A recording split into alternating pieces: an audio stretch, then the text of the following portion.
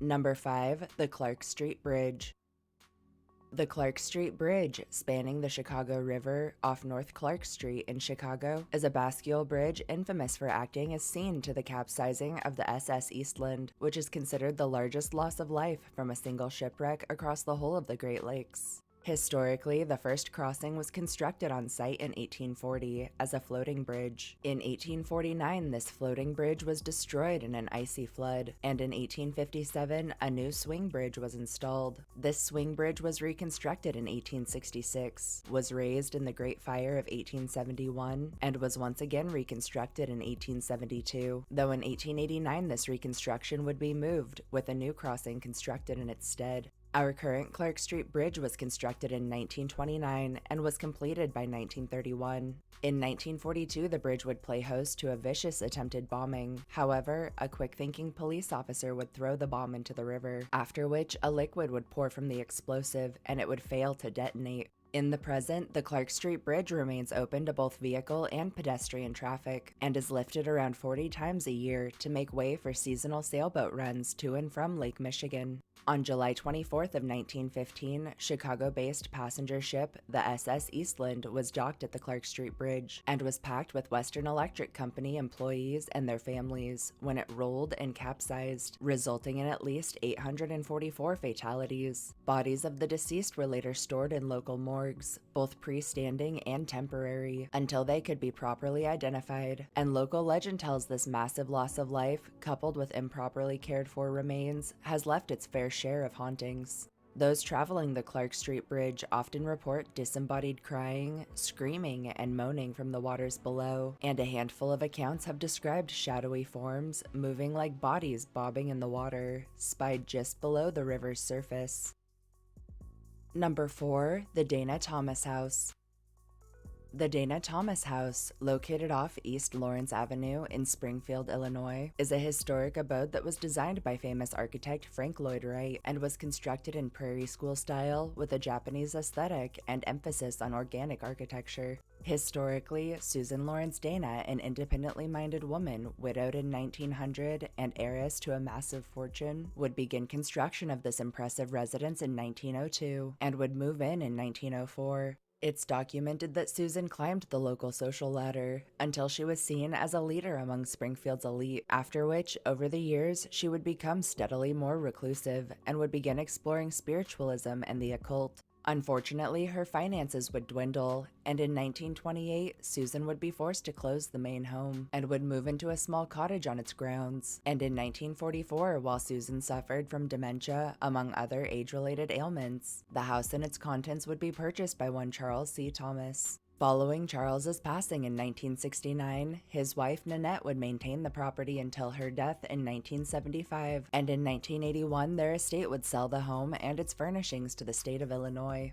In the present, the Dana Thomas House acts as a state historic site under the Illinois Historic Preservation Agency and remains open, offering touring options and accommodating a wide range of events. Supernatural activity at this aged abode is suspected to be tied to the spirit of Susan and the seances she once performed within, and across the premises both staff and guests have reported sighting objects moving on their own, humming and voices heard emanating from empty rooms, and disembodied voices and clapping. Activity is said to get more intense on certain days, such as on Mrs. Dana's birthday, or on the anniversary of the day her mother died, and on the anniversaries of the 3 funerals that were held within her home. The spirit of Susan herself has been encountered spontaneously, clad in all black and seemingly always just rounding corners or disappearing through various doorways. Number 3. McPike Mansion.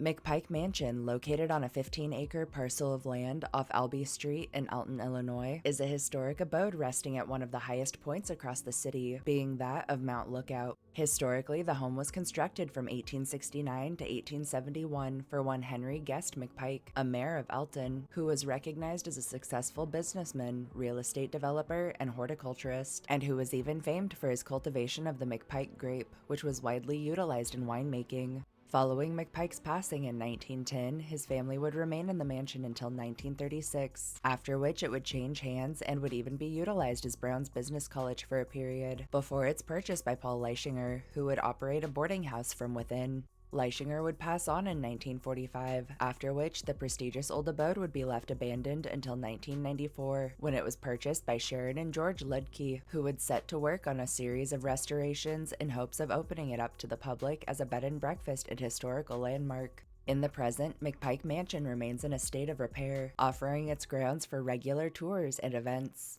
Surprisingly, ghost stories surrounding McPike date back to before the home itself was ever even constructed, with locals claiming the area was stalked by native spirits long since passed. More recently, local legends have estimated the old abode holds somewhere in the range of 12 spirits, with those frequenting the premises describing orbs and strange mists spied floating across the property, encounters with the apparition of a former servant girl named Sarah, and the phantom sensations of being watched, followed, or even touched by presences unseen.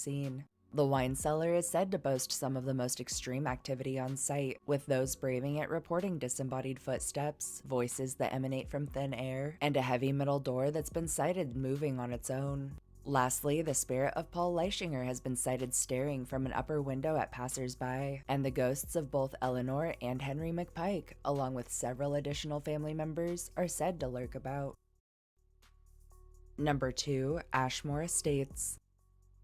Ashmore Estates, located off East County Road 1050 North, just outside of Ashmore, Illinois, is a historic building that once housed the Coles County Poor Farm, that in recent times has become quite infamous for its purported paranormal activity. Historically, from around 1857 to 1869, the Coles County Poor Farm was located in Charleston Township, until 1870, when the county purchased an additional 267 acres in Ashmore Township for the purpose of constructing a new farm.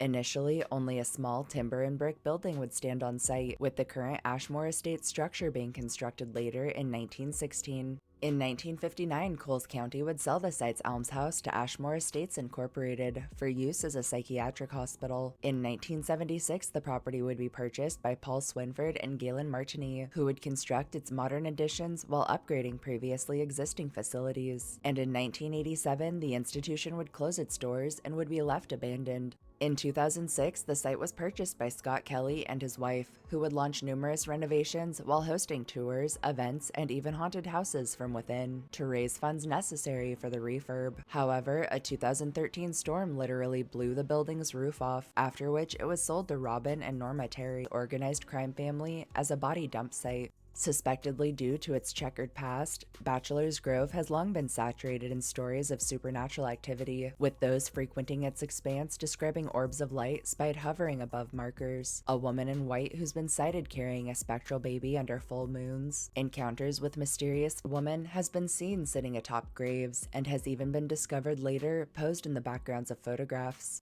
Taking its fascinatingly dark history into account and coupling it with such a formidable assortment of purported hauntings and urban legends, we felt there really was no better choice than Bachelor's Grove Cemetery for our pick as the most haunted place in Illinois.